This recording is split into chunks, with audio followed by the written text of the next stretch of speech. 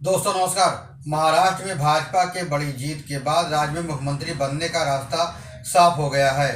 एकनाथ शिंदे के नेतृत्व में शिवसेना के शिंदे गुट ने चमत्कारिक प्रदर्शन किया और 57 सीटों पर जीत दर्ज की। इस गुट ने कुल 80 उम्मीदवार उतारे थे और 50 सीटों पर उसने उद्धव ठाकरे के गुट को सीधी चुनौती दी। उम्मीद से बढ़कर हुए इस प्रदर्शन के बाद भी जिस तरह से एकनाथ शिंदे ने नई सरकार के गठन का फैसला भाजपा नेतृत्व पर छोड़ने की घोषणा की, उससे राजनीतिक हलकों में शिंदे का सरेंडर कहा गया कि शिंदे ने आत्मसमर्पण कर दिया भाजपा के सामने। पर क्या शिंदे सचमुच हथियार डाल चुके हैं? नई सरकार के गठन में पूरी तरह से भाजपा की ही चलेगी, ऐसा बिल्कुल भी नहीं है। सोचा जाना चाहिए। विधानसभा चुनाव का नतीजा आए कई दिन बीत गए और प्रचंड जीत के बाद भी अभी तक महाराष्ट्र के मुख्यमंत्री के नाम की औपचारिक घोषणा नहीं हो पाई।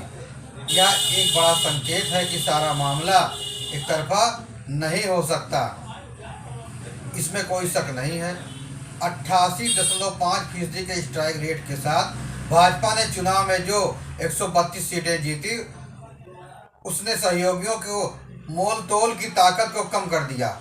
मगर इसका मतलब यह नहीं है कि मोल तोल की गुंजाइश पूरी तरह से खत्म हो गई हो। इस बड़ी जीत के बाद भी महाराष्ट्र में सरकार चलाना भाजपा के लिए आसान नहीं होगा। यह किसी चुनौती से कम नहीं होगा। यह चुनौती सिर्फ राजनीतिक नहीं है। शिंदे गुट और अजित पवार दोनों के पास भले ही पिछली बार से ज़्यादा सीटें हैं, मगर उनका कद अब वैसा नहीं है। भाजपा अब उनके लिए अभिभावक की तरह होगी। वे सिर्फ भाजपा को अपनी पसंद बता सकते हैं, मगर दोनों को भाजपा हाईकमान जो देगा उससे ही संतोष करना होगा। महाराष्ट्र में सरकार चलाने वाले को आर्थिक चुनौतियों और जनता की आकांक्षाओं पर खरा उतरना ही होगा। बड़ी जीत के साथ जनता की बड़ी उम्मीदें भी सरकार से लगी हुई हैं। महाराष्ट्र में भी ऐसा होगा, क्योंकि चुनाव प्रचार के दौरान बहुत बड़े बड़े वादे किए गए। 2024-25 के बजट अनुमान के मुताबिक महाराष्ट्र सरकार का कर्ज 7.82 लाख करोड़ रुपए तक पहुंचने वाला है। यह वर्ष 2014 में महज 2.94 लाख करोड़ रुपए था। महाराष्ट्र सरकार पर जितना कर्ज है वह उसकी कुल जीडीपी का 18.35% है। यह पिछले साल 17.26% था। यानी कर्ज का अनुपात लगातार बढ़ रहा है। कैग की रिपोर्ट बताती है कि महाराष्ट्र सरकार को अपने कुल कर्ज में से 3.25 लाख करोड़ का कर्ज तो अगले 7 साल में चुकाना ही होगा।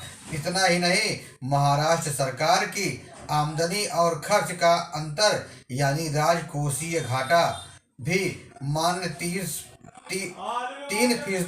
के पैमाने को पार कर चुका है। प्रशासन के वरिष्ठ अधिकारी भी मानते हैं कि अब राज्य सरकार कोई नया वित्तीय बोझ उठाने की स्थिति में नहीं है।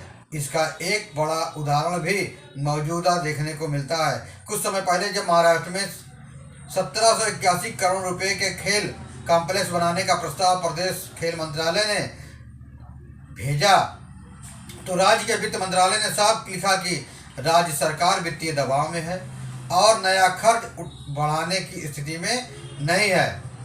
अब बात करते हैं महाराष्ट्र चुनाव की। गेम चेंजर योजना, लाडली बहन योजना की। इसके तहत महिलाओं को 21 रुपये हर महीने दिए जाने हैं। इससे 63,000 करोड़ रुपए सालाना खर्च बढ़ने का अनुमान है।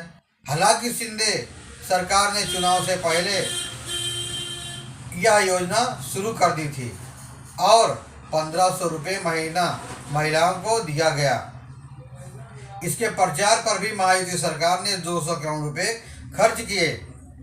केंद्रीय मंत्री नितिन गडकरी ने बीते दिनों नागपुर के एक कार्यक्रम में साफ कहा कि लाडली बहन योजना के चलते राज्य सरकार को एमएसएमई उद्योगों को सब्सिडी का पैसा देने में मुश्किल आ सकती है। उन्होंने यहाँ तक कह दिया कि सरकार पर निर्भर मत रहिए, सत्ता में चाहे कोई भी हो, सरकार विषकन्या के समान होती है। अगर आप सरकार पर बहुत अधिक निर्भर रहेंगे तो आप बर्बाद हो जाएंगे। सिर्फ लाड़की बहन योजना ही नहीं, चुनाव जीतने के लिए भाजपा और उसके सहयोगियों ने अंधाधुंध वादे भी किए, जिनमें लड़का भाई योजना के अलावा किसानों का कर्ज माफ करना, किसानों की सम्मान निधि की राशि 12,000 रुपये से बढ़ाकर 15,000 रुपये करना, 10 लाख छात्रों को 10,000 प्रति महीना मानदेय देना, गरीब परिवारों के लिए अक्षय अन्न योजना तथा SC ST और OBC के लोगों को नया कारोबार शुरू करने के लिए ब्याज रहित ऋण 15 लाख तक देना आदि शामिल है। महाराष्ट्र को देश के सबसे अमीर राज्यों में शुमार किया जाता है। राज्य का सकल घरेलू उत्पाद GSDP 21 ट्रिलियन रुपये है। इस तरह 20 ट्रिलियन रुपये GSDP वाले तमिलनाडु और गुजरात से आगे है। इस सब के बावजूद मुफ्त रेवड़ियों का बोझ होने में महाराष्ट्र सक्षम नहीं है, यह ढो नहीं पाएगा। मुफ्त रेवड़ियाँ महाराष्ट्र नहीं ढो पाएगा। अगर महाराष्ट्र का यह हाल है तो बाकी प्रदेशों का क्या हाल होगा, इसका सहज अंदाजा लगाया जा सकता है। ऐसे में नई राज्य सरकार के सामने बड़ी चुनौती यह होगी कि वो अपने सभी वादे कैसे पूरी करे। इसके लिए या तो उसे केंद्र से बड़ी मदद की जरूरत होगी या फिर वादों से समझौता करना होगा। अगर वादों को पूरा करने में देरी होती है तो जनता के बीच गलत संदेश जाएगा, असंतोष और नकारात्मक माहौल बनेगा और विरोधी भी इसे उठाएंगे। इससे सरकार के लिए नई समस्या पैदा होगी। मराठा आरक्षण के लिए लंबे समय तक अनशन करने वाले मनोज जरांगे हालांकि विधानसभा चुनाव के दौरान कुछ शांत नजर आए, मगर वह कब तक शांत रहेंगे कहा नहीं जा सकता। किसान महाराष्ट्र में एक बड़ी ताकत है।